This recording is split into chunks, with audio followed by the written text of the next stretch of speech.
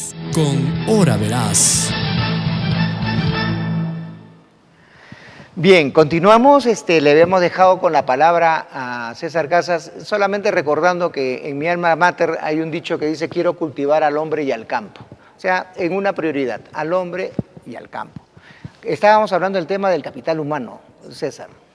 Sí, efectivamente, yo creo que ese es un aspecto fundamental para mejorar los niveles de productividad y eficiencia en forma general. Yo quiero acá resaltar, miren, hay un avance que, por ejemplo, lo ha planteado ya el Ministerio de Economía y Finanza, y está vinculado, por ejemplo, con la orientación de la inversión, ¿no?, pública, que tiene que ver con este tema.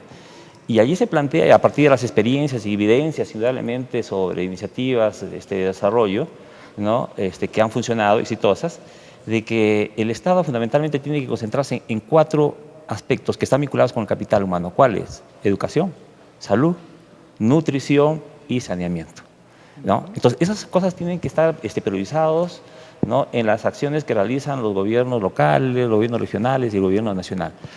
Y indudablemente eso es importante, pero eso tiene que estar articulado con acciones vinculadas con la competitividad. Y ahí el Estado, ¿qué puede hacer? ¿Qué puede promover? Mejorar la infraestructura vial, mejorar la electrificación, ¿no?, también el aspecto ambiental y el uso eficiente del agua. Esos aspectos ayudarían mucho a generar competitividad. Claro, ese es por el lado del Estado, pero indudablemente cuando hablamos de competitividad, un rol fundamental lo tienen las empresas, las organizaciones empresariales. El Estado lo que genera fundamentalmente son condiciones generales, ¿no?, puede aplicar políticas de promoción, ¿no?, generar capacidades, pero ahí queda el límite, salvo algunas iniciativas concretas como Procompite, ¿no?, que tiene cierta flexibilidad, o Agroideas, ¿no?, que se financia, por ejemplo, algunos activos productivos, porque con el SNI, por ejemplo, no se puede financiar activos productivos. Pero en el tema de competitividad yo creo que el Estado tiene una parte importante, pero la empresa y los actores empresariales y sus organizaciones empresariales, ¿no?, y productoras son las que tienen que comerse el pleito también, ¿no? Cierto. ¿No? Porque el Estado no puede sustituir lo que debe hacer el sector privado. E indudablemente el sector de la sociedad civil también tiene que complementar las labores del Estado, ¿no? Y concretamente sobre cómo mejorar la competitividad en el sector rural, yo creo que las alternativas pasan por lo que hemos venido conversando, el tema de la asociatividad, ¿no?, el tema de la innovación, y acá cómo comprometemos a las universidades, a los centros de innovación tecnológica, es un gran desafío porque están un poco al margen, ¿no?, de los procesos de desarrollo. Entonces yo creo que tenemos que empezar a conversar para articularnos y complementarnos, ¿no? Gracias, César. Has tocado el tema de la universidad. Realmente eso es lo que se percibe. Y el rol de la universidad en la generación de ciencia y tecnología es importantísima. No. Sin embargo, si no está vinculado a la problemática de la localidad, sencillamente los esfuerzos van a estar yéndose para un lado mientras las necesidades van por el otro. No. Óscar, el tema de la competitividad, el tema de la mejora del capital humano, el tema de educación, se trabajó mucho en el plan de desarrollo regional concertado. Está considerado. Básicamente la competitividad viene trabajándose desde la teoría de Michael Porter, ¿no? Y uno de los factores fundamentales es el factor humano. Y cuando hablamos de competitividad en Cajamarca, el factor humano es el que está más… si vemos nosotros los indicadores con los cuales nos miden a nivel mundial, estamos en los peores lugares, no hay que repetirlo.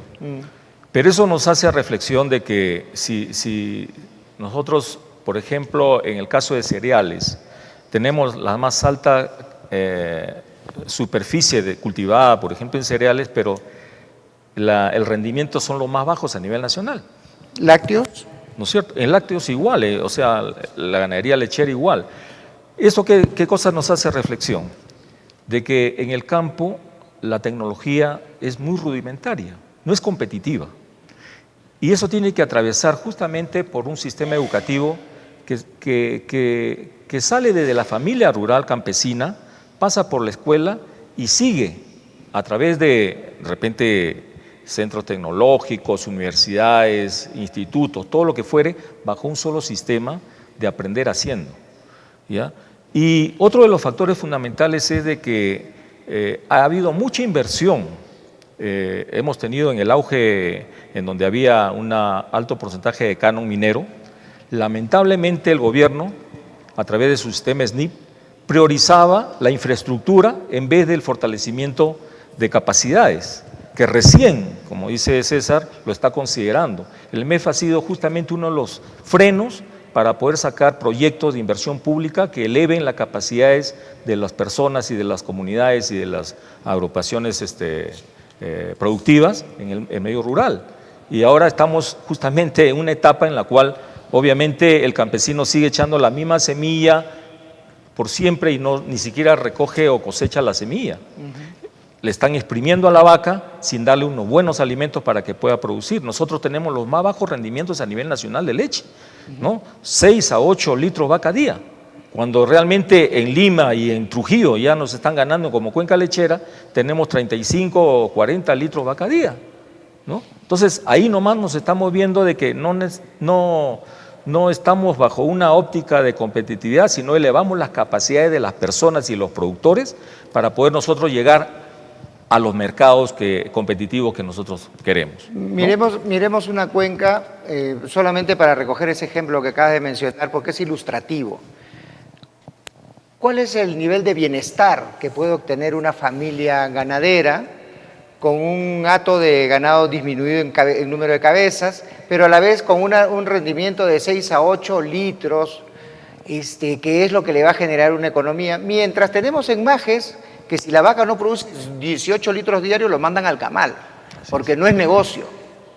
Así es. Entonces, y si nosotros vemos la calidad, el nivel de bienestar de ese ganadero con el nuestro, sencillamente su capacidad de producir es baja. ¿Cómo va a salir de la pobreza? No puede salir de la pobreza si es que no mejoramos el tema de los niveles de competitividad sobre la base del recurso humano. ¿Tú querías añadir algo, César? No, yo creo que ahí hemos retrocedido, ¿no? Porque en algún momento Cajamarca tuvo niveles de productividad de 14, 15 litros, ¿no? Y ahora pues no estamos ni la mitad de lo que se producía, ¿no? O sea, ese es el drama, ¿no? O sea, mientras otras regiones han avanzado, ¿no? Nosotros estamos retrocediendo en algunos aspectos como el tema del aspecto agropecuario, ¿no? Y la vaca no es la culpable. Así es, obviamente. Pasto no es el culpable. ¿Quién es el culpable, mi estimado Oscar? Yo creo que soluciones hay, tecnologías están dadas a nivel mundial. Lo que necesitamos es generar una alianza entre todos los entes educativos, ¿no?, en Cajamarca, para ponernos de acuerdo y tener una sola orientación a la competitividad, ¿ya? Y en ese sentido pienso de que el niño, por ejemplo, en el medio rural, tiene todo un conocimiento holístico que el docente o el maestro del centro educativo rural lo obvia, ¿ya? Y le enseña cosas que realmente no son de su realidad. Cajamarca, y conversamos en el interín, de que Cajamarca en los últimos años ha crecido demográficamente y en donde la pirámide poblacional se ha ensanchado más en la población joven. Esa población joven genera una presión de educación y de empleo, ¿ya? Fundamentalmente. No hay oportunidades de empleo en el departamento y migra. Por eso que Cajamarca se ha convertido en el mayor departamento de alto porcentaje de migración, sobre todo de jóvenes, y jóvenes con las mejores capacidades de aprovechar oportunidades en cualquier lugar. Y por eso encontramos nosotros población de cajamarquinos jóvenes en la selva, en la costa y en todos los lugares, porque realmente en Cajamarca ya no hay esas oportunidades, que la deberían de generarse. Y por eso que las políticas a nivel del gobierno regional y los gobiernos locales tenían que estar orientados justamente a eso, a generar oportunidades, porque tanto las entidades del gobierno no son generadoras de empleo.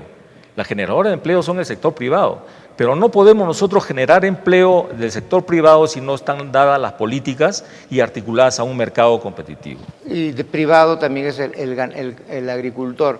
César, yo estaba queriendo invitarte a una reflexión ahorita, y el poblador rural hoy, en nuestra realidad cajamarquina, ¿puede vivir solo de lo que le da su chacra o tiene que complementar sus actividades? ¿Tú qué opinas? Bueno, más información que yo creo que tiene Oscar, ¿no? Pero en realidad, si está, mira, gran parte de la población de la región Cajamarca en situación de pobreza y extrema pobreza, ¿no? En realidad lo que está haciendo es luchando por sobrevivir, ¿no? Y si a esto se agrega, ¿no?, el problema de recesión, ¿no?, que tenemos en Cajamarca, ¿no?, es una de las regiones que menos ha crecido, ¿no? La situación es bastante complicada, ¿no? Hace unos meses atrás, cuando presentó el Instituto Peruano de Estudios Económicos, ¿no?, la situación de Cajamarca, señalaba pues cómo hay una correlación entre la disminución de la pobreza y el crecimiento económico, ¿no? Inclusive el 85% de la disminución de la pobreza se explica fundamentalmente por el crecimiento económico, es decir, cuando la gente tiene más plata en el bolsillo, ¿no?, por el incremento del ingreso per cápita. Y el 15% se explica por aspectos redistributivos, o sea, los programas sociales, la intervención de los diferentes programas que tiene el sector público. Y todavía eso, bueno, y todos los que intervienen en este campo, porque no es solamente el Estado, de ahí habría que verlo de cuánto es atribuido a los programas sociales, porque también pueden deberse a otros factores, ¿no? Claro. Entonces ahí el tema es bastante complicado, ¿no? Pero yo quería agregar, no sé si me permiten, mira, que hay otro determinante de desarrollo que no lo estamos tocando, ¿no? Y hay un estudio muy interesante, por qué fracasan los países, hace por ejemplo casi un poco más de año y medio, ¿no?, de 2 investigadores norteamericanos, donde han efectuado un análisis de casos de diferentes partes del mundo, países pobres, países en vía de desarrollo. Y allí ellos plantean, mira, o producto de estas investigaciones, señalan que la pobreza en el mundo se explica fundamentalmente por problemas institucionales. Por problemas institucionales, más allá, indudablemente, de los aspectos económicos que se requieren, ¿no? Entonces, ahora, sobre eso reflexionemos, ¿no? ¿Cuál es el nivel de institucionalidad que tenemos en el Perú y particularmente en Cajamarca? Y cuando hablo de institucionalidad no me refiero al sector público, sino a todo tipo de organizaciones, ¿no? Públicas, privadas y de la sociedad civil, ¿no?, de las organizaciones de base. Entonces, allí tenemos muchísimo que reflexionar y un aspecto, si queremos, ¿no?, avanzar en aspecto de desarrollo en general, tenemos que mejorar nuestra institucionalidad. Y otro aspecto, ¿no?, si me permites, el tema de las élites, ¿no? O sea, las experiencias nos muestran, ¿no?, en otras localidades, si se ha avanzado en el tema de desarrollo, es porque existen élites fortalecidas, y élites en el campo privado, en el campo de la burocracia estatal, ¿no?, de las organizaciones de la sociedad civil. Entonces, la pregunta es, ¿tenemos élites fortalecidas, ¿no?, en Cajamarca? Buena pregunta. De repente están dispersas. El tema del marco institucional, que es importante, donde se habla del sistema jurídico, de las instituciones públicas, el capital social en ese sector, creo que es fundamental, porque todo se puede caer si es que no tenemos, digamos, lucha contra la corrupción, si no tenemos respeto por las autoridades o por el Estado de Derecho. Oscar, dime. Mira, realmente todo proceso de desarrollo tiene su base en los 3 estamentos, ¿no?, el sector público, el sector privado y la sociedad civil organizada. En cada uno de ellos hay debilidades muy marcadas, sobre todo en la institucionalidad, tú lo has dicho. Realmente la institucionalidad se ha debilitado tremendamente por los actos de corrupción a todo nivel, ¿no? O sea, no solamente en el sector público, ¿no? Y estamos viendo que los empresarios, como el que acaban de agarrar, es empresario y es el más corrupto en el país, ¿no? Sí. Entonces, y la sociedad civil también organizada, instituciones de la sociedad civil también, obviamente, ¿no? ¿Cómo plantear una lucha de la corrupción en esos 3 estamentos en donde se basa el proceso de desarrollo? Imagínate. Pero por otro lado, Cajamarca ha sido un líder en procesos de concertación, ¿no?, en procesos de diálogo. Lo hemos perdido, ¿no? Cierto. Pero hay que ver la manera de cómo fortalecer esas instancias, estas élites que dice César, para poder comenzar ya a trabajar un proceso sostenido de desarrollo en Cajamarca, que ya es, como dice, ha sonado el clarín, dice nuestro himno, ¿no? Sí. Pero definitivamente hay que comenzarlo ya, ¿no? Cierto. Y con gente que sea ¿cómo se llama?, respetuosa de las leyes, de las políticas, de un trabajo concertado y todo ello, que sí lo podemos hacer. La asociatividad hay que comenzar a trabajarla. Ya, por ejemplo, las mancomunidades en algunos gobiernos distritales se está dando, pero a nivel de productores es un poco difícil. Hay una idiosincrasia de trabajar solos, ¿no? Un cajamarquinista, en un aniversario de Cajamarca vino y me tocó cuando dijo lo siguiente, dijo, Cajamarca ha desarrollado muchos líderes, ¿no? Los cajamarquinos son como las águilas, vuelan muy alto, pero solos. Lo dejamos ahí, nos vamos a unas breves notas comerciales y vamos a continuar con Hora Veraz. Adelante, producción. Regresamos con Hora Veraz.